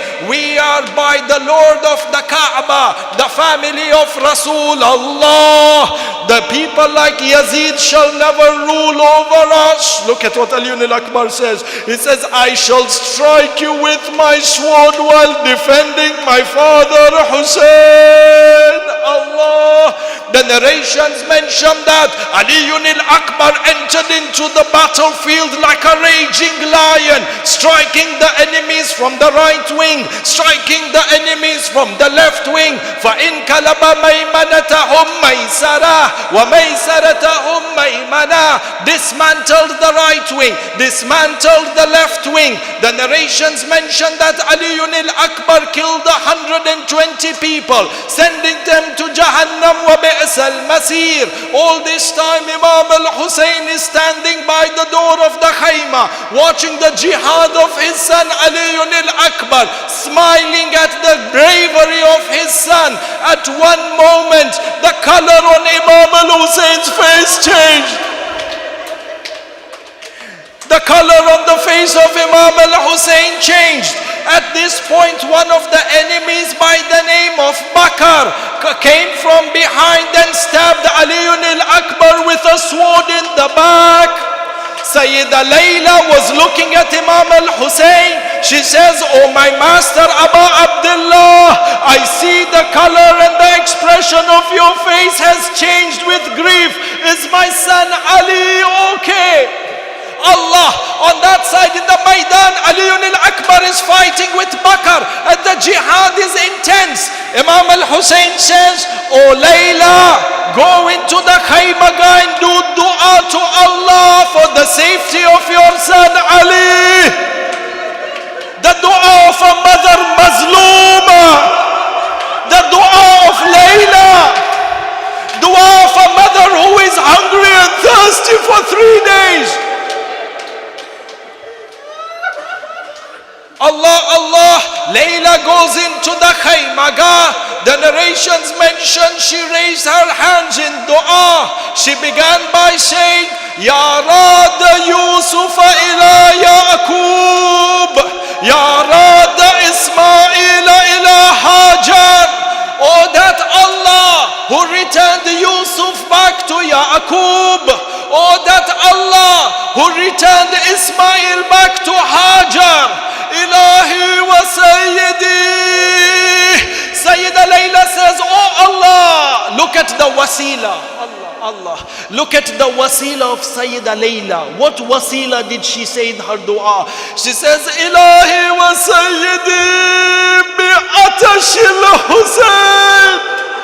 Ya Allah, I ask you by the thirst of Imam al-Hussein. Ilahi bi ghurbatil Hussein. Ya Allah, I ask you by the sake of the loneliness of Hussein. Rudda alayhi waladi Ali. Layla says, oh Allah, return back my son Ali. As soon as Layla completes her dua, on that side in the Maidan, Aliyun al-Akbar strikes Bakr with a sword, and with a strike that is so strong that Bakr cannot stand up. Aliyun al-Akbar is victorious. He asked the people, which one of you will come forward to challenge the son of Hussein, the grandson of Ali ibn Abi Talib? The narrations mention not a single person from the army of Umar ibn Sa'ad could come forward. Nobody was ready to come into challenge against Aliyun al-Akbar. So Aliyun al-Akbar returned back towards the Khaymaga. He came back and he kissed the forehead of Imam al-Hussein. And then he said, Ya Abata, qatalani al-Atash. He says, oh my father Hussein, the thirst is killing me. وَثِقْلِ الْحَدِيدِ أَجْهَدَنِي. Oh my father, the weight of this armor is increasing the heat in my body and my thirst. Oh my father, I'm dying of thirst. Imam al-Hussein says, oh my son Ali, have a little bit of patience. Very soon your grandfather Ali al-Murtada will feed you with water, will quench your thirst with water from Kawthar, and after that you shall never feel thirsty again, oh my son Ali. They hug each other for a last time. The narrations mention Aliyun al-Akbar enters into the Maidan for a second time, and he began to fight even more ferociously than the first, spreading the army from the right and the left. The Maqtal mentions he killed another 200 people. All this time there was one enemy by the name of Ibn Munkid watching the jihad of Aliyun al-Akbar. Says, how can this youth kill our people while he goes unchallenged? I shall kill him in the worst manner, and may the sins of the Arab be upon me if I don't make his mother cry for him. The narrations mention that as Aliyun al-Akbar was in jihad, Ibn Munkid came. Aliyun al-Akbar, he came and he stabbed Aliyun al-Akbar with a spear in the back. As soon as he struck Aliyun al-Akbar with a spear, he came forward. فَضَرَبَهُ لَيْلٍ بِالسَّيْفِ عَلَى رَأْسِهِ. He struck Aliyun al-Akbar with a sword on the head. The front part of the head of Aliyun al-Akbar was split open.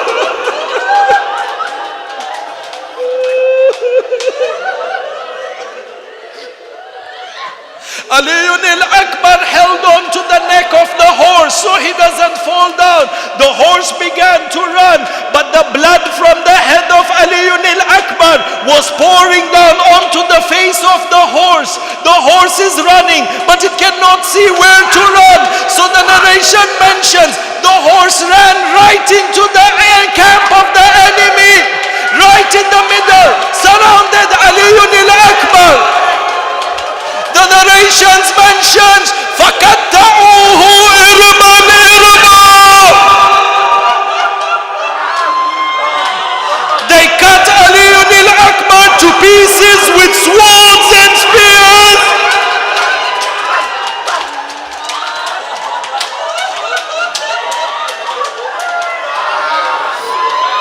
Aliyun al-Akbar falls off the horse. عَلَيْكَ مِنِّي السَّلَامِ يَا أَبَتَا. says, upon me, O my salams, O my father.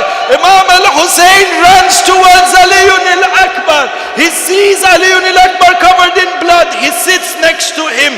He sits next to Ali al-Akbar. He wipes the blood and he wipes the sand from his face. The narrations mention Imam al-Hussein puts his cheek on the cheek of Ali al-Akbar. He sees Ali al-Akbar smiling. He says, my son Waladi ya Ali, why are you smiling? Ali al-Akbar says, I can see my grandfather Ali al-Murtada. I can see my grandmother Fatima al-Zahra. They are coming to me with water from Kawthar. And they are saying to me, Ali, tell your father Hussein to come quick. Ali al-Akbar said this, and then he began to cry and he began to move from side to side. Imam al-Hussein says, this is the last part of the Maqtal. This is the last part of the Maqtal. Imam al-Hussein says, my son Ali, why are you crying? Why is your hand on your chest? Ali al-Akbar says, father, don't ask me. Imam al-Hussein says, tell me, ya Ali. He says, father, it will hurt you more than it is hurting me. Imam al-Hussein removes the hand of Ali al-Akbar. He sees that there is a broken spear in the chest. He put one hand on the plains of Karbala, one hand on the chest of Ali al-Akbar. He looked towards Najaf. Imam al-Hussein said, Ya Ali!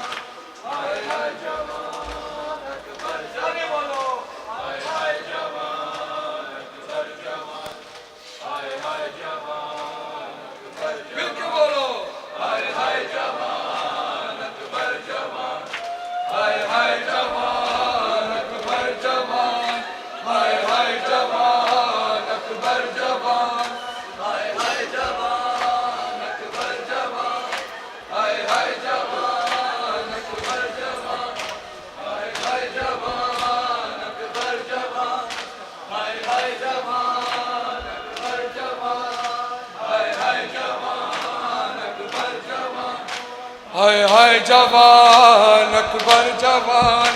Hai hai jawan, akbar jawan. Hai hai jawan, akbar jawan. Hai hai jawan, akbar jawan. Hai hai jawan. It's fine. Hai hai jawan, akbar jawan. Hai hai jawan, akbar jawan. Hai hai jawan.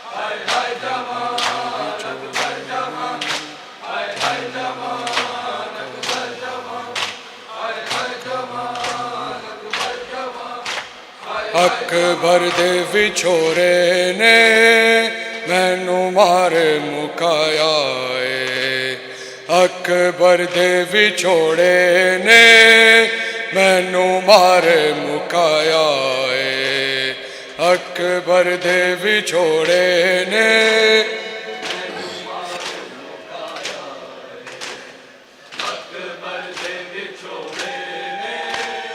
मैनू मारे मुकाया रब खैर करे वादा रब खैर करे वादा ओ करके ना आया है अकबर दे विछोड़े ने मैनू मारे मुकाया अकबर दे विछोड़े ने मैनू मारे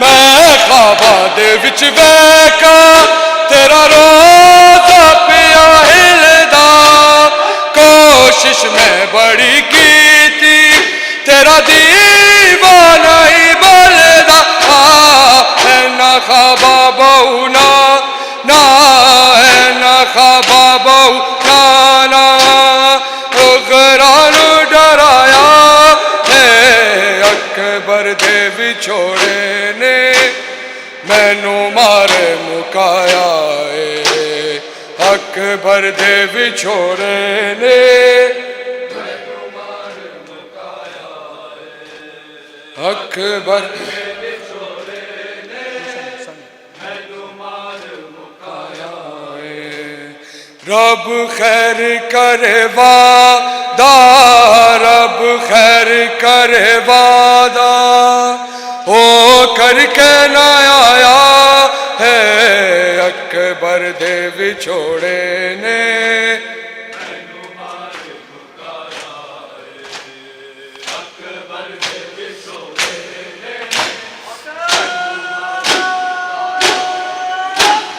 मैं ख्वाबा दे विच वेखा खंजर शिमर लावे आके बाबा अली अकबर गाजी मदद नुआवे सिर दिन तो वारण लई सिर दिन तो वारण लई मैं दिन छुपाया है अकबर दे विछोड़े ने मैनू मारे मुकाया अकबर दे विछोड़े ने मैनू मारे मुकाया अकबर दे विछोड़े ने मैनू मारे मुकाया हाय रब खैर करे वादा रब खैर करे वादा ओ करके ना आया है अकबर दे विछोड़े ने मैनू मारे मुकाया अकबर दे विछोड़े ने मैनू मारे मुकाया अकबर दे विछोड़े ने मैनू मारे मुकाया मैं ख्वाबा दे विच वेखा खंजर शिमर लावे आके बाबा अली अकबर गाजी मदद नुआवे सिर दिन तो वारण लई सिर दिन तो वारण लई सजदे च झुकाया है अकबर दे विछोड़े ने मैनू मारे मुकाया अकबर दे विछोड़े ने मैनू मारे अकबर दे विछोड़े ने मैनू मारे मुकाया रब खैर करे वादा रब खैर करे वादा ओ करके ना आया है अकबर दे विछोड़े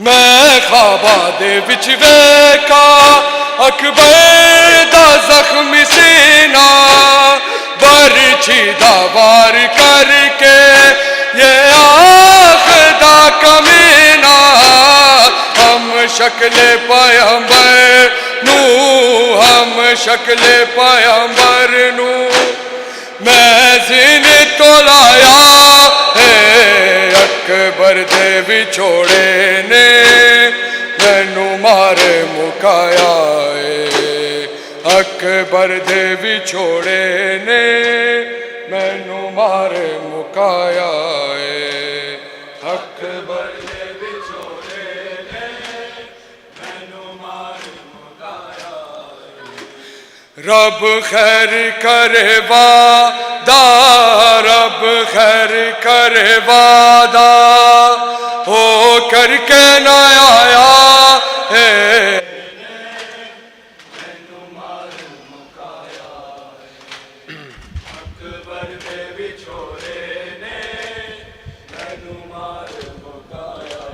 Bring it up. Thanks, sir. From Karbala, Karbala, Karbala to Karbala, Karbala, Karbala. Where are your hearts?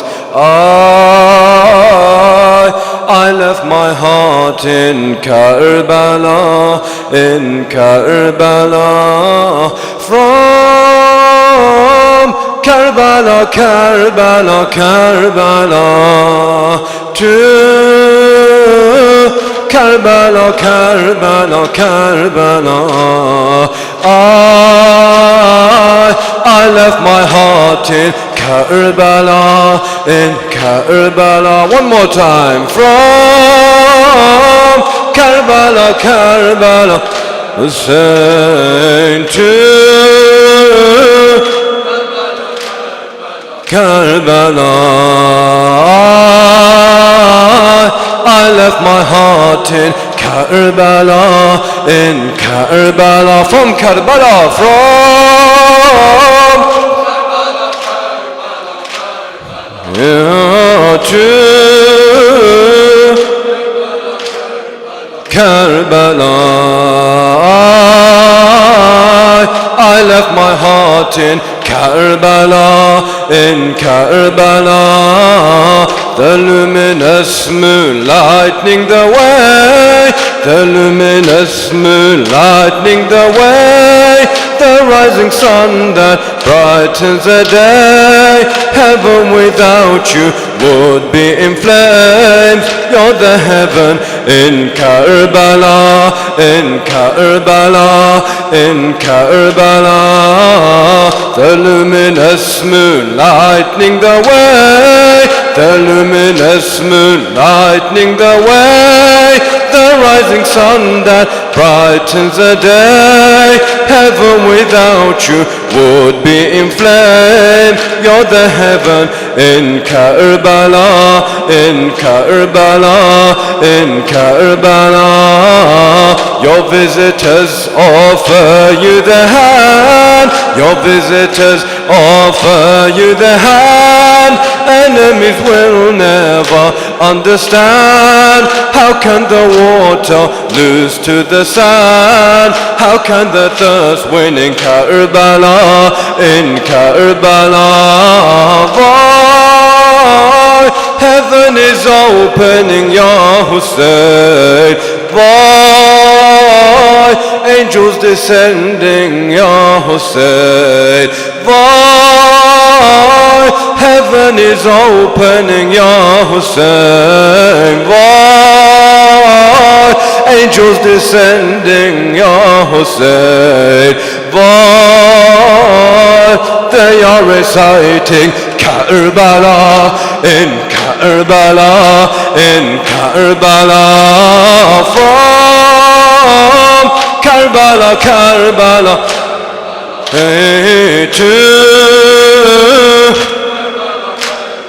Karbala. I left my heart in Karbala. Karbala, in Karbala, in Karbala, from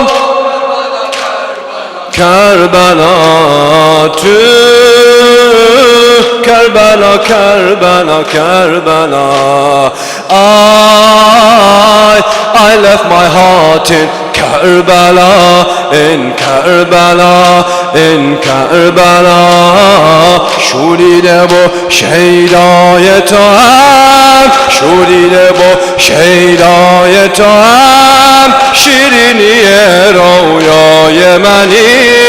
شوریده با شیدای تو هم، شیرینی رویای منی. تا به قیامت پای تو هم، دین منی، دنیای منی، آقای منی، آقای منی، آقای منی. شوریده با شیدای تو هم، شوریده با شیدای تو هم، شیرینی رویای منی. تا به قیامت پای تو هم، دین منی، دنیای منی، آقای منی، آقای منی. وای با شهیدان تو یا حسین، وای بر سر خان تو یا حسین، وای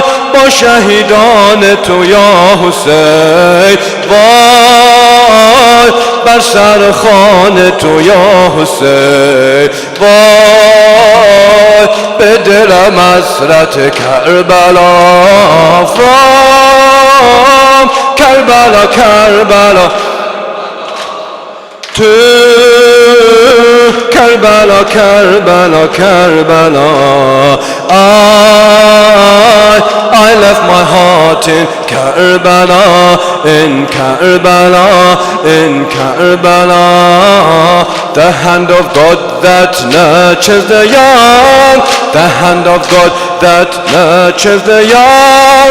Speaking for Allah, you were the tongue, separating his right from the wrong. Elevated in Karbala, in Karbala.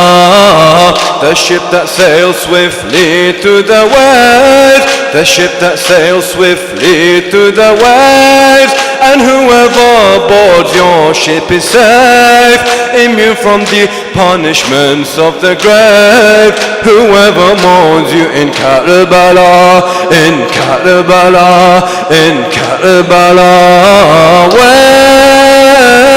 When will we meet again, Ya Hussein? When under your dome will I grieve again? When will we meet again, Ya Hussein? When under your dome will I grieve again? From Najaf I'll walk into Karbala, in Karbala, in Karbala. From Karbala, Karbala, Karbala to Karbala, Karbala, Karbala. I left my heart in Karbala, in Karbala, in Karbala. From Karbala, Karbala, Karbala to Karbala, Karbala, Karbala. I left my heart in Hussein, Hussein, Hussein, Hussein, Hussein. منی که هر نفسم اسم تو گفتم، یه روزی از چشات بیفتم. به من مرده جون تو زدادی، بر نوکری من اجازه دادی. حرم رویای من، دین من، دنیای من. بنویسید روی سنگ قبر من، دنیای من، آقای من. اللهم اجعل محیای مهیای من برای تو گریه می کنم تو برای من آقای من سامون بده سامون بده I am the dust beneath the dust of your land I am the dust beneath the dust of your land I am a beggar to you, I'm reaching my hand. You are the sun behind the clouds, though far you are near. Even if I don't see you, I know you are there. I am drowning, you're the air. I am drowning, you're the air. You're my comfort in my fear. And I wrote your holy name on every tear. I'm at your door. I'm at your door. And I am knocking, pleading, let me into your remorse. If you turn away from me, I will lose my only hope. My only hope. آقای من دنیای من اللهم اجعل محیای من برای تو گریه می کنم تو برای من آقای من I am here to see the moon in all its glory I am here to see the moon in all its glory I am here again to listen to your story I am here to close my eyes for a moment and drift away in a far-off memory of that holy day. They say death surrounded you, they say death surrounded you. So I came running to you to be with the millions of lovers who came. They call your name, they call your name. Everywhere I look I hear the people calling Hussein. They call your name, they call your name. Everywhere I look I hear the people calling Hussein. With a hand on their heart and one hand is beating the pain, crying Hussein. آقای من آقای من دنیای من اللهم اجعل محیای من برای تو گریه می کنم تو برای من آقای من آقای من آقای من دنیای من اللهم اجعل محیای من برای تو گریه می کنم تو برای من آقای من How long for Karbala How long for Karbala To mourn you بين الحرمين How long for Karbala To mourn you بين الحرمين As soon as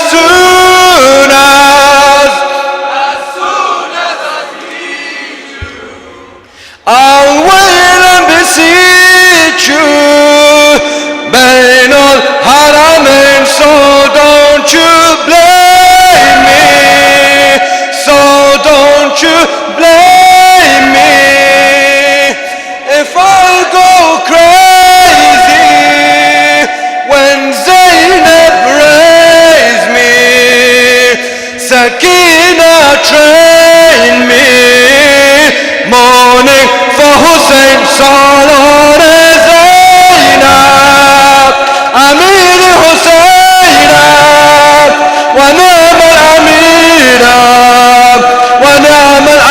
سالار زینب ونعم الأميرم ونعم الأميرم سالار زینب أمير حسينم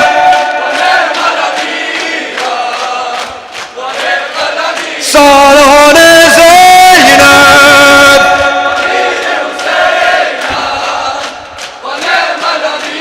نعم ونعم الأمير سميت كربلاء lead me there سميت كربلاء lead me there سميت كربلاء lead me there lead me there سميت كربلاء lead me there سميت كربلاء lead me there سميت كربلاء lead me there lead me there حسين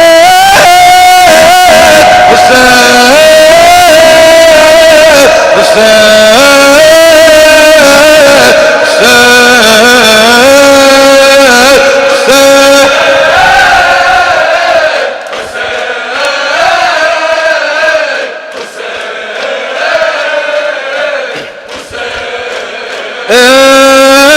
I'm calling Husayna, beating the chest to ease the pain. I'm calling Husayna, beating the chest to ease the pain. Bainul Haramain, I will lose my voice calling your name. Bainul Haramain, I will lose my voice calling your name. I'm calling Husayna, beating the chest to ease the pain. I'm calling Husayna, beating the chest to ease the pain. Bainul Haramain, I will lose my voice calling your name. Bainul Haramain, I will lose my voice calling your name. I'm calling Husayna, beating the chest to ease the pain. I'm calling Husayna, beating the chest to ease the pain. Bainul Haramain, I will lose my voice calling your name. Bainul Haramain, I will lose my voice calling your name. Hussein, why, Hussein, why, Hussein, why, Hussein, why, Hussein, why, Hussein, why, Hussein, why, Hussein, why, Hussein, why, Hussein, why,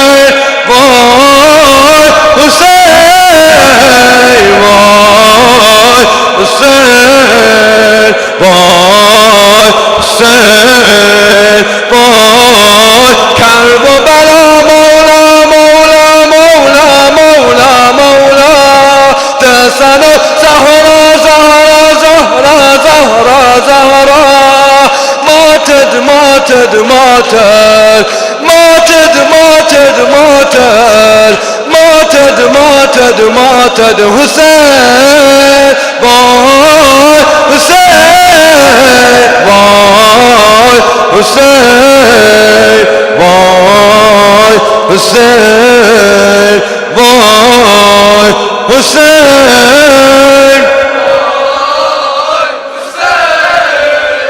boy, Hussein, boy, Hussein, boy.